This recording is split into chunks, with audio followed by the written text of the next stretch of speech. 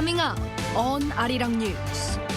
South Korean President Yoon announces a major cabinet reshuffle ahead of the general election next April, replacing ministerial posts mainly dealing with economic affairs, including the finance minister.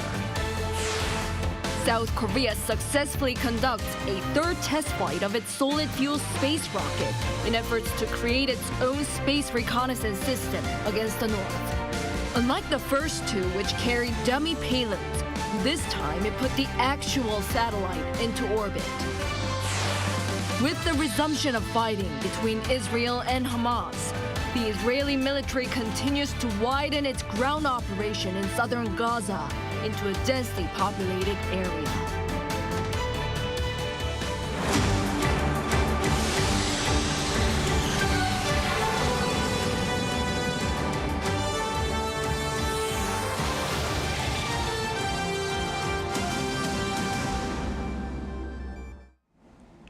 Good evening, it's 9 p.m. here in Seoul. Thank you for joining us on Arirang News. We begin with the major shakeup in cabinet with a general election in Korea coming up next April. Today, President Yoon replaced the finance minister and revealed 5 other key ministerial posts, mostly in charge of economic affairs. Our presidential office correspondent Kim Do-yeon leads us off.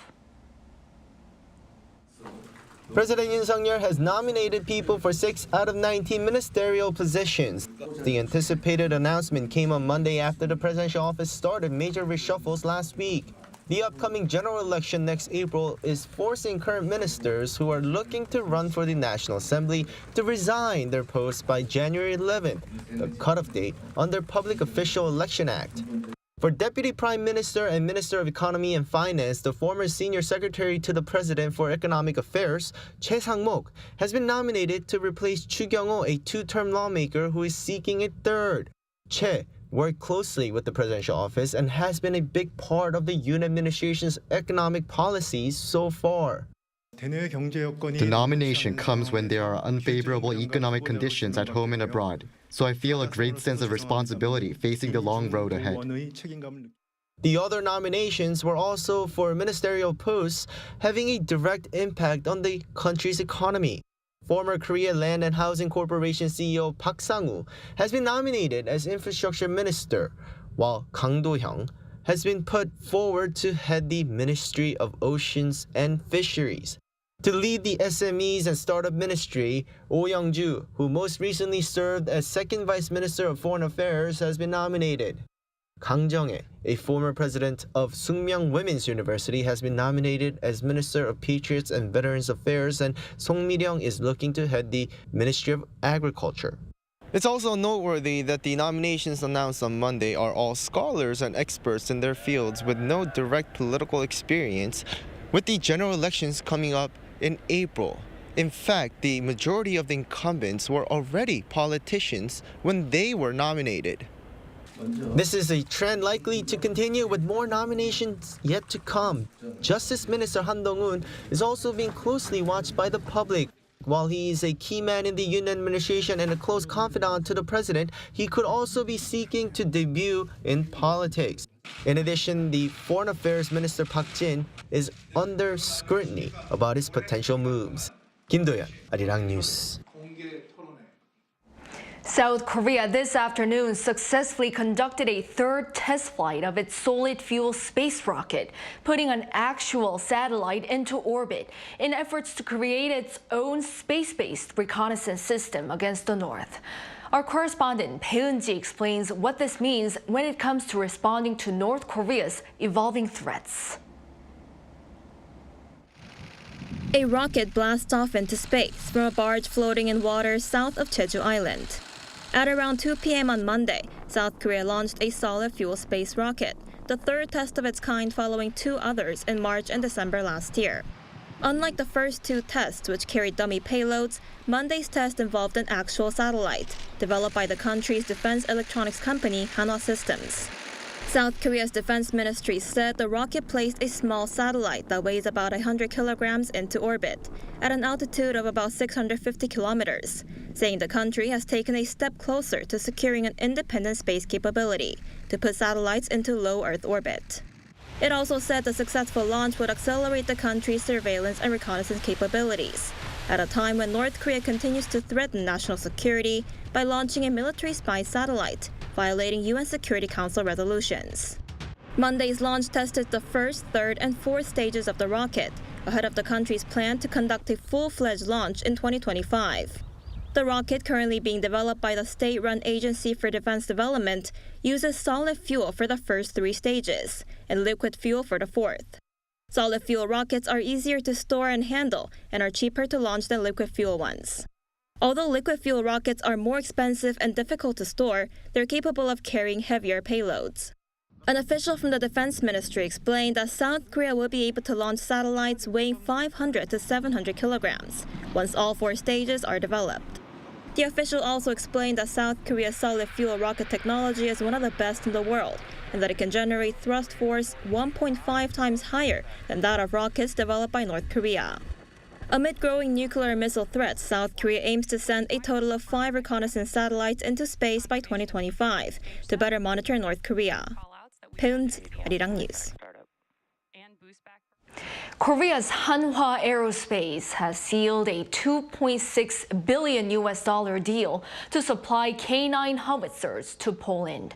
According to a company announcement earlier on this Monday, 152 K9 howitzers will be shipped to Poland by 2027 as part of a broader agreement last July to supply 672 K9 howitzers and 288 multiple rocket launch systems.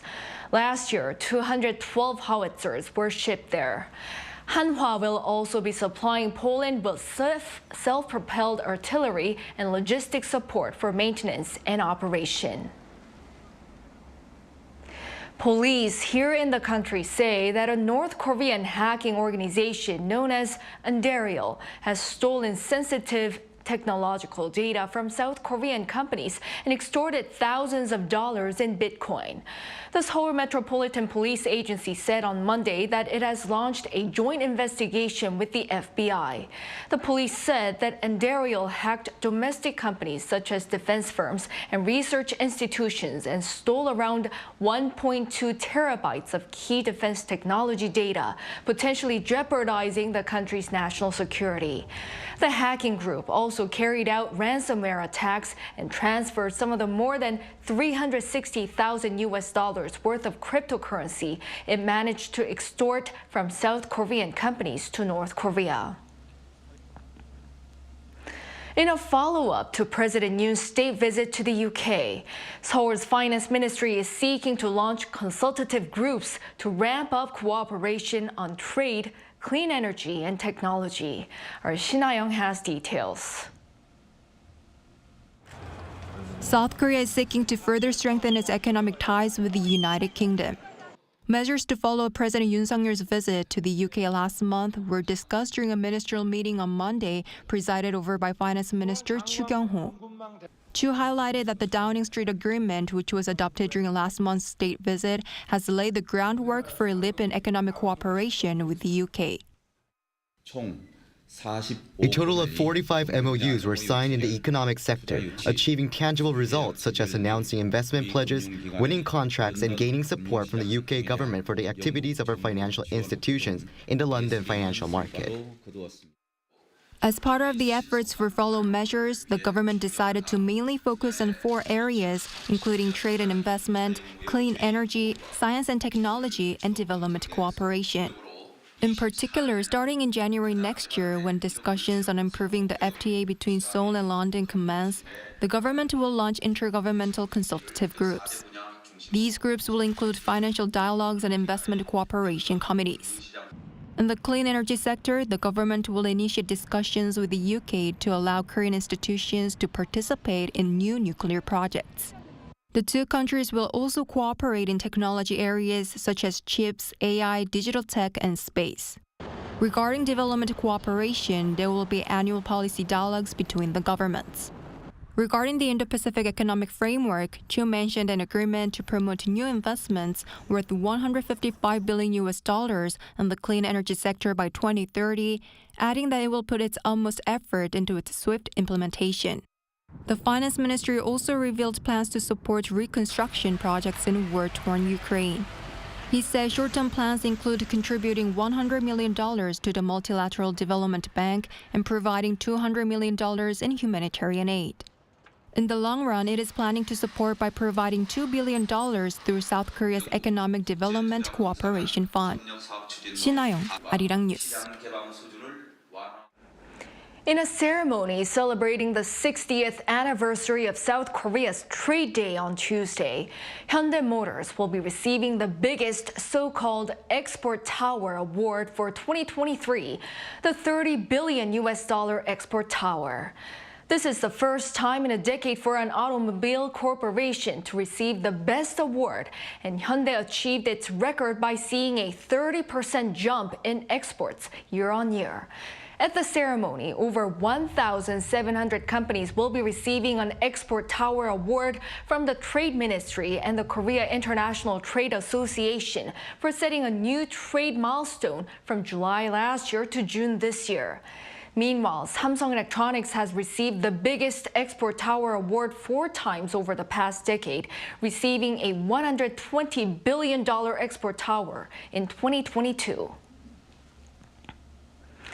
LG Electronics has topped the best large-capacity washing machines ranking in all 3 Consumer Reports categories for this year in the U.S. The 3 categories were front-loader, top-loader, and agitator top-loading washers that are used by over 90% of U.S. consumers. In 2 of the categories, LG was also named Consumer Reports Clean Choice based on hands-on tests for the best environmentally friendly products of 2023. Meanwhile, washers made by Samsung Electronics ranked 2nd and 3rd in the agitator washers category.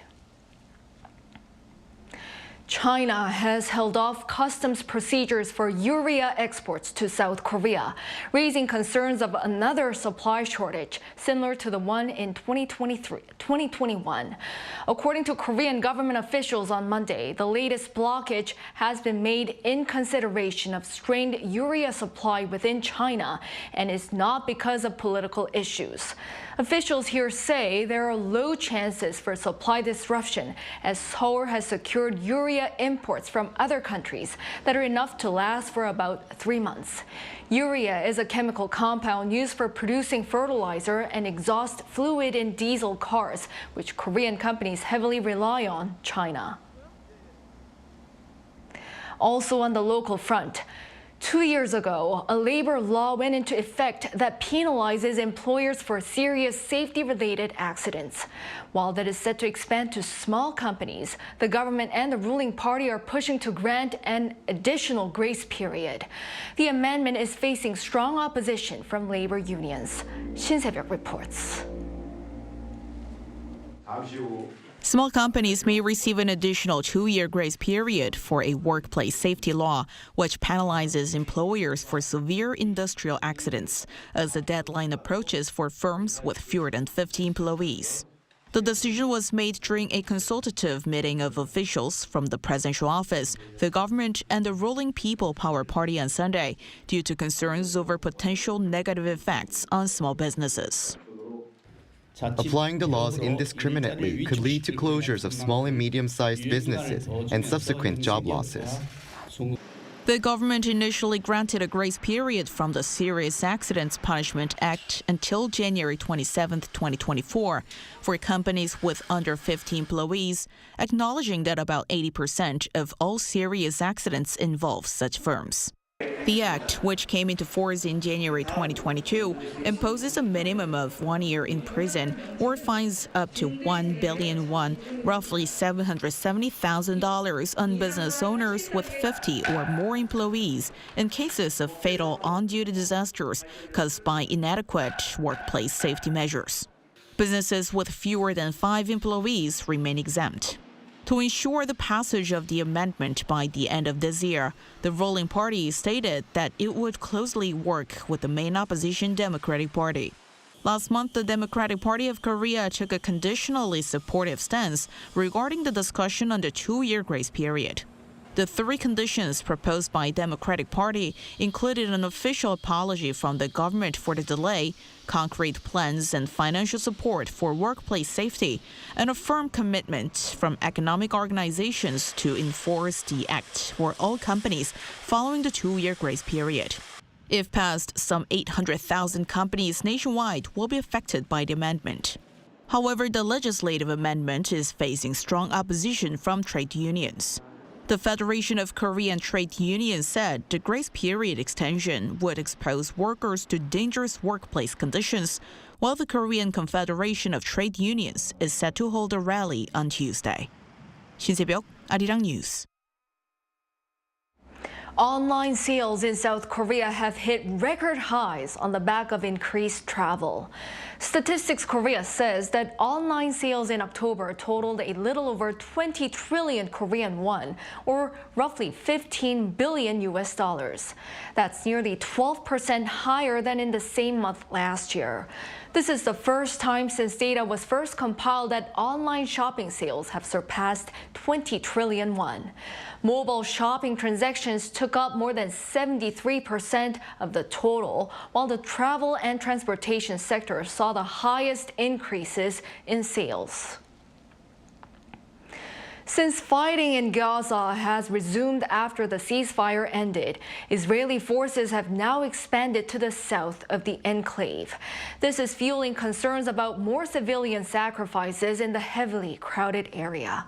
Our Lee Soo-jin tells us more.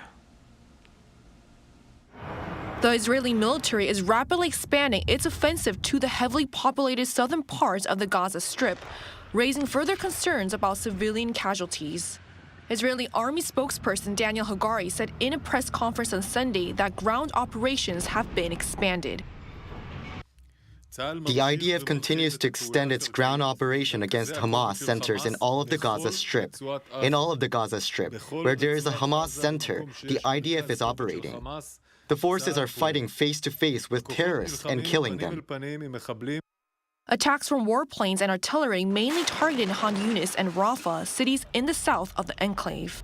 The Israeli government said the military struck more than 400 targets over the weekend, which included extensive aerial attacks in the Han Yunis area. We were sleeping safely and without a warning, we felt a shake. A shell fell over the area and all the houses around were affected, including ours. Lots of people were affected in the area. These renewed attacks come after the end of a week-long pause in the fighting, during which there was an exchange of 105 hostages held by Hamas for 240 Palestinian prisoners and detainees. Concerns over civilian death tolls are growing as the offensive moves south because around 70% of the Palestinian population in Gaza is in the southern area. The Israeli military on Sunday issued evacuation orders for several districts of Han Yunis, urging them to go west and south toward Rafah on the border with Egypt. Residents, however, said that these areas are also being targeted and they have been unable to find anywhere safe. We can't see any safe areas, but we move because what can we do? We have children and all night they're shelling, so we move from area to area, but there's no safety anywhere in Gaza. As of Sunday, Gaza's health ministry estimates that more than 15,500 Palestinians have been killed since October, many of them women and children. Lee Soo-jin, Arirang News. Powerful earthquakes struck the southern Philippines over the weekend and into this week, while a volcano in Indonesia erupted on Sunday. Jung Eun-ju has the details. A magnitude 6.9 earthquake struck off the coast of the southern Philippines on Monday morning, following a series of strong quakes in the same area for 3 days. A powerful 7.6 magnitude earthquake struck the same region in Davao City late on Saturday, followed by a 6.6 quake on Sunday. Saturday's quake triggered tsunami warnings across the Pacific region and sent residents fleeing along the east coast of Mindanao, evacuating a hospital and seeking higher ground. The Philippine Institute of Volcanology and Seismology initially warned of a destructive tsunami after the first quake Saturday, expecting life-threatening waves, though none occurred and the warning later ended. Earthquakes are common in the Philippines, which lies on the Ring of Fire, a belt of volcanoes circling the Pacific Ocean that is prone to seismic activity. Another region that sits on the Ring of Fire was affected on Sunday. Indonesia's Merapi volcano in West Sumatra province erupted on Sunday, spewing volcanic ash as high as 3,000 meters into the air. According to the country's disaster management agency BNPB and other authorities, the 2,891-meter-high volcano erupted at 2:54 p.m. local time, and volcanic ash was dispersed at high intensity to nearby districts. Eyewitness footage showed clouds of ash hanging over Merapi Mountain, while cars, crops, and roads were covered with a thick layer of volcanic ash. According to Indonesia's volcanology agency, the country has 127 active volcanoes. 정은주, Arirang News. In other news, a new tissue adhesive has been developed made from the same substance as dermal fillers used in cosmetic procedures. It has yielded positive results from animal testing and is expected to help speed up recovery for patients with serious injuries. Yoon has the details. Hyaluronic acid is a naturally occurring substance found in human skin. It is also one of the most common compounds used in dermal fillers for cosmetic procedures. Now, a team of Korean researchers have used this to create a new composite filler that has excellent biocompatibility and induces tissue regeneration. This rat has a severe leg muscle injury. It cannot move on its own. The new tissue adhesive substance is injected, and in just 3 days, the rat has recovered to the point where it can slowly walk on its own. It immediately connects torn nerves or muscles, which speeds up rehabilitation towards walking. The secret to such a quick recovery is in the gold nanoparticles. These particles fit along the torn tissues and deliver electrical signals needed for movement. Gold has great conductivity and is not susceptible to chemical reactions in the body, which means there's a lower risk of side effects. And the adhesive element keeps the damaged tissues in place, making recovery quicker. Paired with a robot to assist rehabilitation, even severely damaged muscles can regain their function instantly. This research has been published in the science journal Nature, and as the research team now prepare for clinical trials, they are also doing further research to apply the latest discovery to damaged organs. 이은진, Arirang News.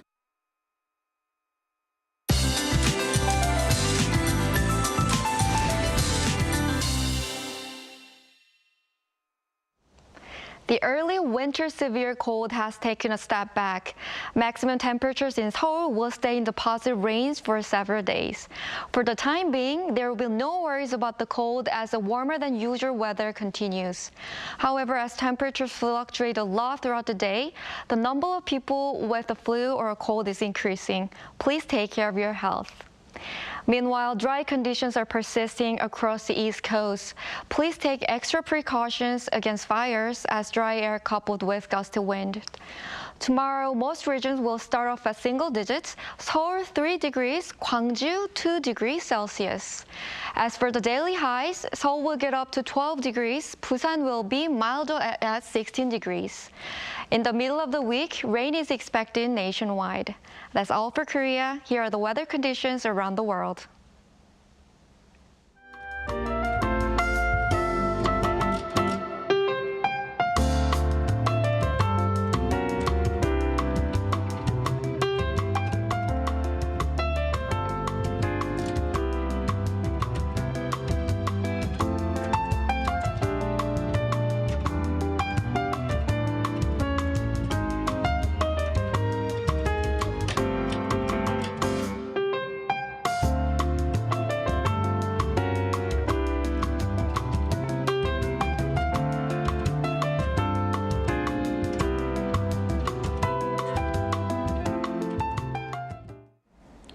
Well, that is all for this newscast. Thank you for watching. We'll be back at 10 p.m. with our AI headline news. Hope everyone has a great start of the week.